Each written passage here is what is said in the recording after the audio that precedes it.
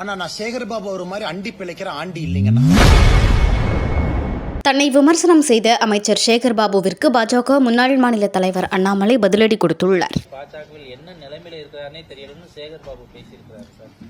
ஆனா நான் சேகர்பாபு ஒரு மாதிரி அண்டி பிழைக்கிற ஆண்டி இல்லைங்கண்ணா.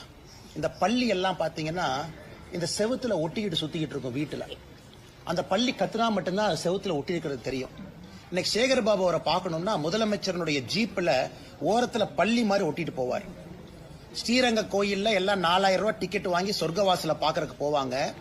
அதே சேகர்பாபு எப்படி அடாவடியாக சென்னையினுடைய ரவுடியா எப்படி இருந்தாரோ 20 ஆண்டுகளுக்கு முன்பு கோவில்ல இன்னைக்கும் அறநிலையத்துறை அமைச்சராக அதே ரவுடியா தான் இருக்கிறார். எல்லாம் நவருங்க யாருன்னா சேகர்பாபுவும் அவருடைய குடும்பமும் போய் பெருமாளை ஃபர்ஸ்ட் பார்க்கணும். ஐயா அவங்க பண்ண பாவத்தை எல்லாம் கோயில கழுவணுமா. கும்பாபிஷேகம் நடக்கும். லோக்கல்ல யாரோ 5 ரூபா 10 ரூபா 20 ரூபா ஓட்டு கும்பாபிஷேகம் நடத்துவாங்க. சம்பந்தமே இல்லாத காவி வேட்டியை கட்டிக்கிட்டு பள்ளி மாதிரி மேல ஒரு ஜீவன் தொத்திக்கிட்டு இருக்கும். அது யாருன்னு பார்த்தா சேகர்பாபு.